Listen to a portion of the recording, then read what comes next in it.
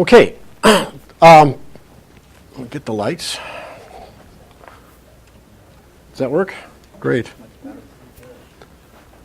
So the last time I was here speaking for my interview, I talked about the transition from the Neoproterozoic snowball earth glaciation here about 630 million years ago into the Ediacaran period at the,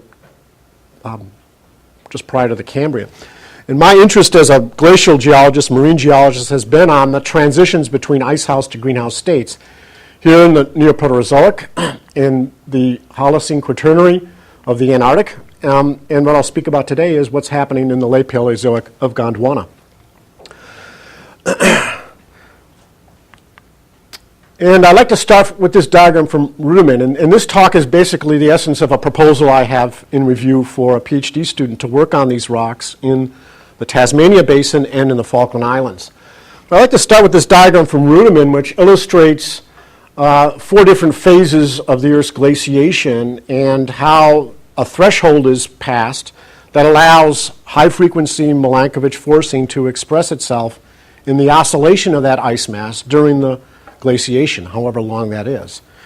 And if we do that, we can recognize what is basically the Mesozoic greenhouse state, where the threshold for glaciation is well below that which would initiate ice growth and fluctuation, governed by insolation variability at Milankovitch periodicities. The Oligocene-Miocene Antarctic glaciation, where the threshold was just being reached, where some of these short-frequency obliquity forcings are expressed in the oscillations of the Antarctic ice sheet in the Miocene and Oligocene. This is the work that's been done with the Andrel project. The Pleistocene glaciation of the Northern Hemisphere, where the threshold is well into the insolation oscillations, both at precessional, obliquity, and eccentricity timescales, as we see here. And then the Neoproterozoic snowball, or what we would call the Quaternary of Antarctic, where the threshold is well above those, and there are basically no cryospheric oscillations because the threshold is well above the insolation fluctuations governed by these short periodicities. And of course, the threshold is what we believe to be the CO2 levels in the atmosphere, which vary through time and allow these higher frequency oscillations to express themselves. The question then is, how do the late Paleozoic glaciations record these kinds of oscillations? And of course, there's some traditional stratigraphic models that go way back to the work of Wainless and Shepard that we can address. But hopefully the talk today will show you how I think we can make some progress in the earth science community in getting at some of these high-frequency oscillations in the late Paleozoic. 2 recent GSA special papers have come out in the last 5 years. I've shown them here, and they're based upon that early work by Wainless and Shepard, their 1936 paper, which related, of course, the classic cyclothems of the interior of North America and Europe and Asia to glacial fluctuations in the southern continents of Gondwana. And really, until these 2 volumes came out 5 years ago, there hasn't been much progress in linking specific events of sea level change as recorded in these cyclothems to specific high-frequency glacial oscillations in Gondwana. So what I'd like to do is summarize what has come out of these 2 volumes and then show how we can move forward in addressing whether we can pick up Milankovitch forcing in the late Paleozoic glacial oscillations in the Gondwanan continents. So the general idea has evolved, but basically you know that the Gondwanan continents were positioned over the South Pole, and the landmass migrated not much, but basically keeping most of these continents near 70 or 80 degrees south latitude.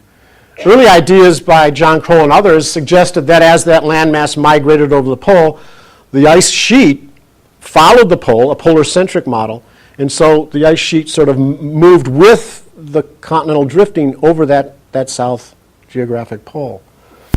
So there's a sort of a time transgression to the age of glaciation through these various basins. Now, this recent work that was done in those 2 GSA papers suggested another hypothesis where, for a protracted period of time, throughout most of the Carboniferous and the Permian, ice masses in these various white shaded areas waxed and waned at a time scale of several millions of years. It's called the episodic glaciation hypothesis. And then as they decreased or increased, they covered and left a sediment record within these intracratonic basins, these green basins, that record not only the presence of the ice, but the retreat of the ice and the flooding, the transgression of oceans into those basins recorded by black shales. And this idea of episodic glaciation was put out by these authors, led by Isabel Montañez in a science paper a few years ago, where they mark episodic glaciations here in the Permian, labeled P1, P2, and P3, that seem to fluctuate with the proxy record of PCO2 in the atmosphere, derived from soil carbonates and other proxies that give us a snapshot of what the CO2 levels were like at a particular point in time. Now, it's not anything like a continuous time series, which we are familiar with in working with the Lake Quaternary and Holocene, but it does suggest there's a link between these protracted periods of glaciation and low levels of CO2 as preserved in these proxies for that CO2 atmospheric composition. All right? We'll come back to this diagram toward the end of the talk.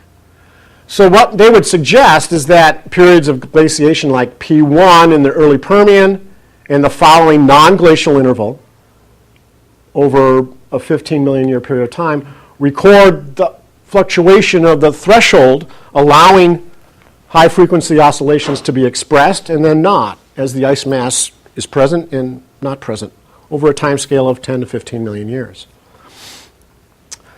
To address this, to put some firm chronology on it, we need to use some new stratigraphic methods. So I'm going to show today a new chronometer for the timing of black shale deposition in the early Permian, and how Astro Chronology, looking at the frequency of these cycles, can help us resolve this.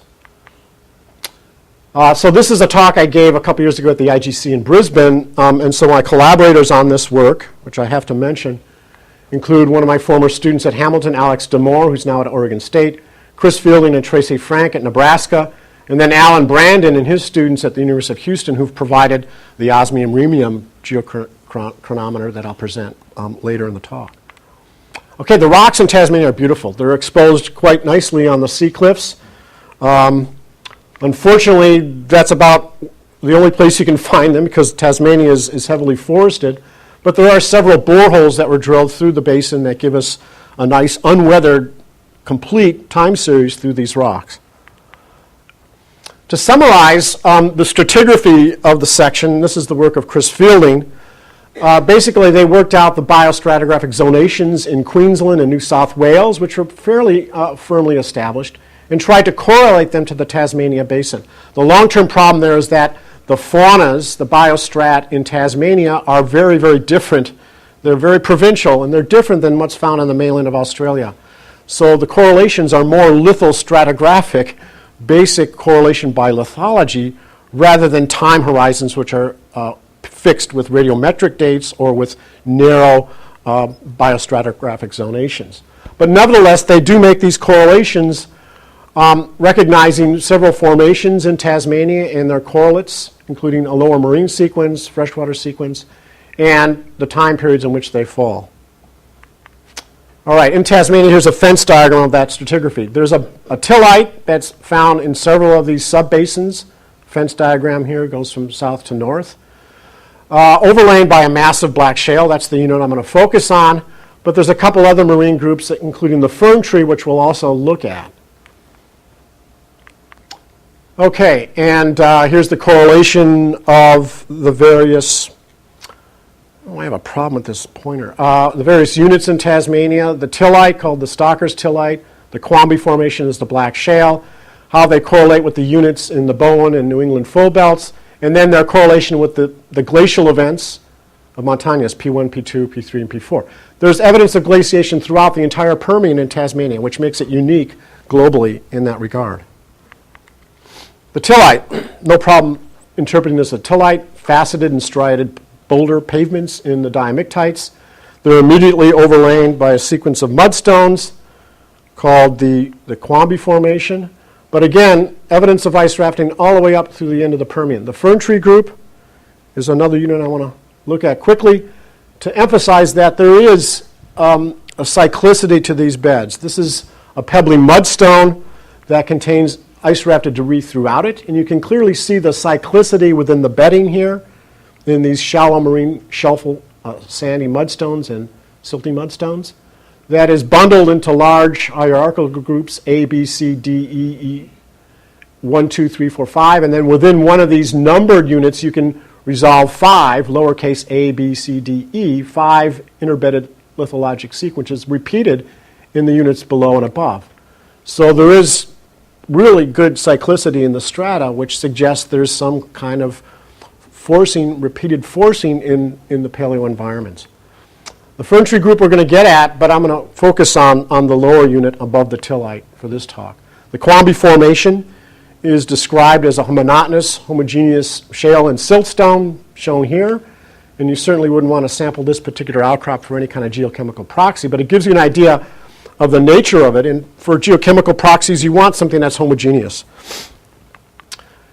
And as we try to extract something like an oxygen isotope record from an ancient archive, we've got to be aware of all of these things that record, hopefully, the original climate signal, governed perhaps by insolation variations, through stages of diagenesis, the lack of fidelity in a direct or indirect proxy. And so what we're trying to get out of here at the end has gone through this whole system of burial, early diagenesis, late diagenesis. So we want to pick a proxy which is going to be fairly faithful, and we want to pick a unit which is going to have minimal visual variability to be sure that we're looking at a consistent proxy indicator in those rocks.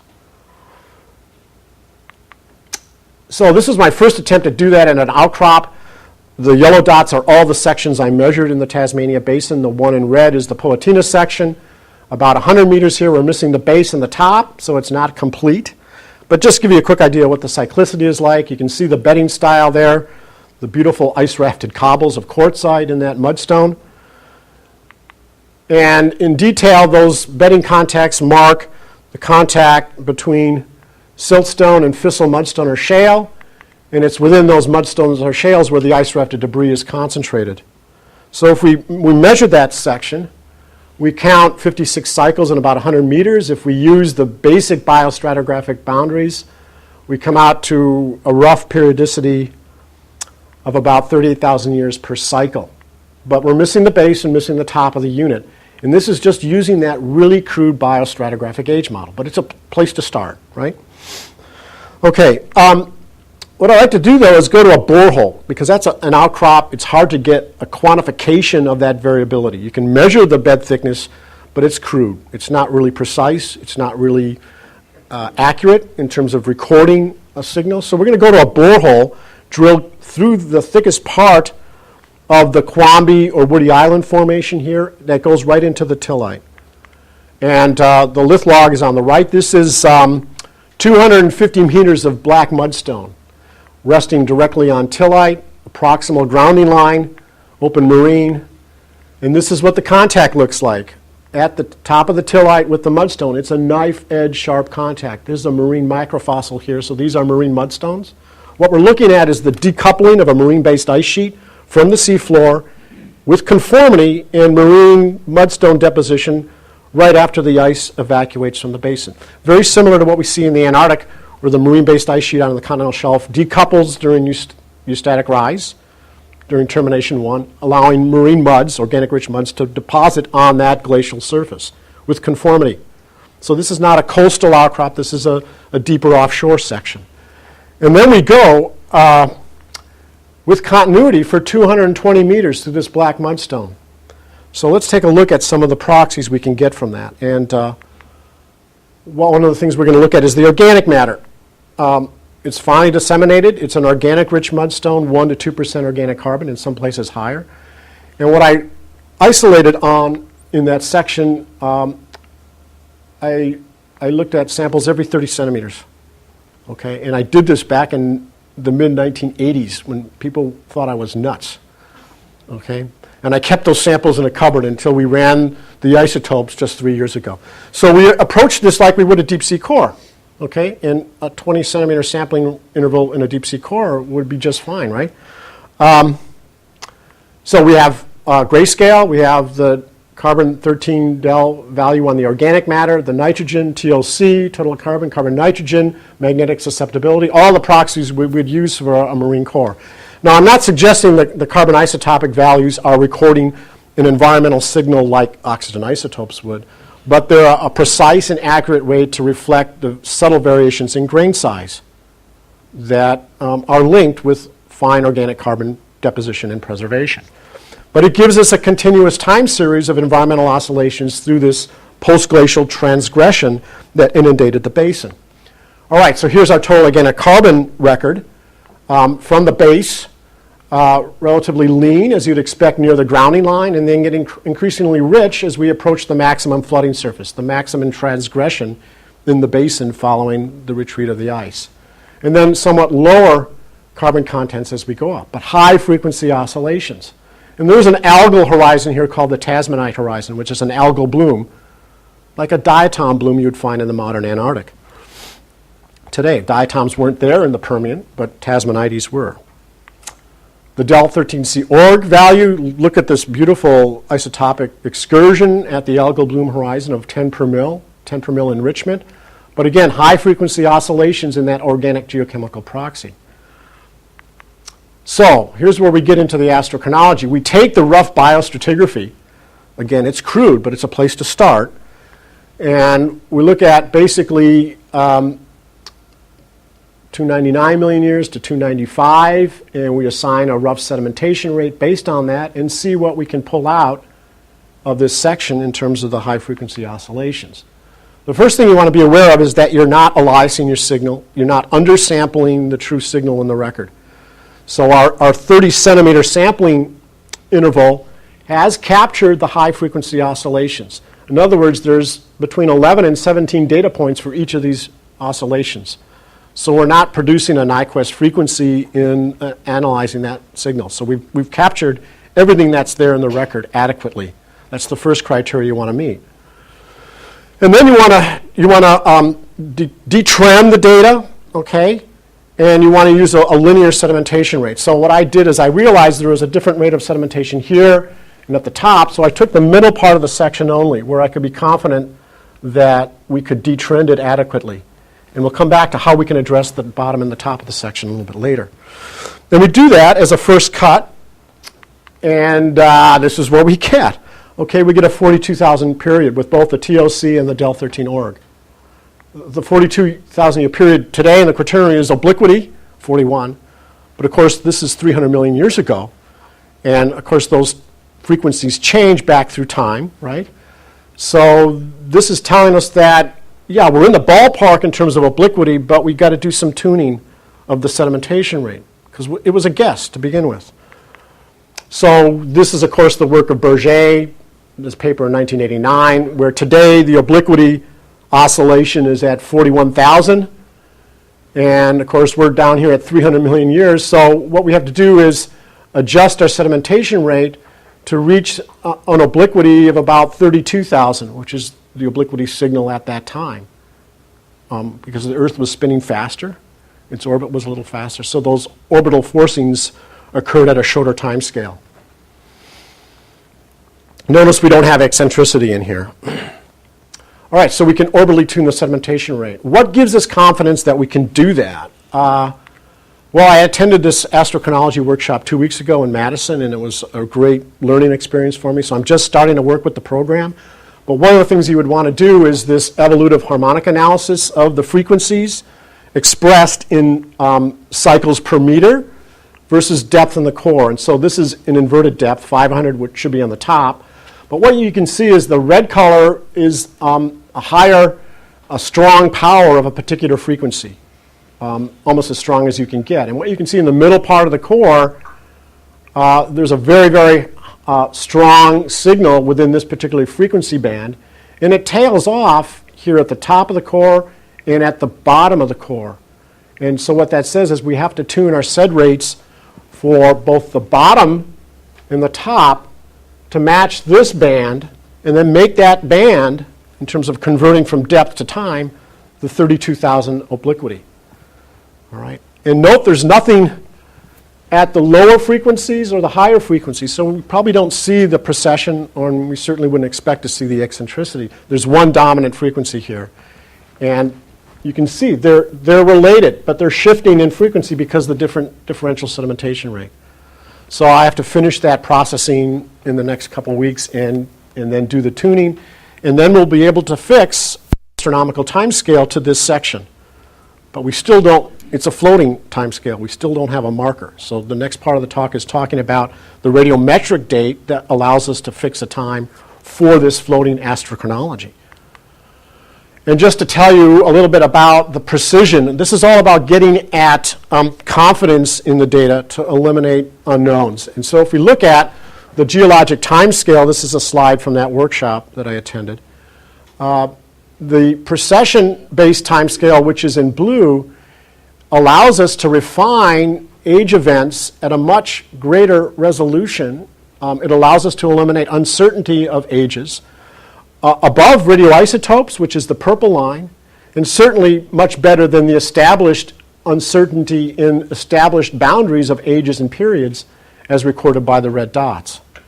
Now, for the early Permian, the GSSP, the global stratigraphic type, is in Russia near the Urals in the Perm Basin, and that is fixed at about 299 at the GSSP site, with an uncertainty of just about plus or minus 1 million based on zircon radiometric dates, which are the best tool if you've got ashes in your section. What I'm going to present is a boundary for our mudstone in the Gondwanan continents, which lack any of the ash beds and the zircon dates that the northern hemisphere has.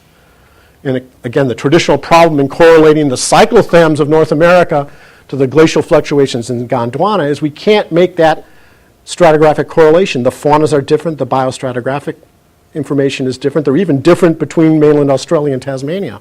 So we need an absolute chron to fix our floating astrochronology timescale. And this is where the rhenium osmium date comes in. This is our age, 299.9 plus or minus 2.8 million years using rhenium osmium. That's a really good result. It's less than, well, almost 1% of the age. And for rhenium osmium, that's pretty darn good. And when you don't have anything else, you're going to take it. I'll run with it. So I'm going to talk a little bit about how we got this date and its significance. And notice it's taken from the maximum flooding surface. Okay, so what we're doing is we're leveraging a classic stratigraphic event correlation tool, that is the maximum flooding surface of a transgression, and getting an absolute date, a radiometric date from that event.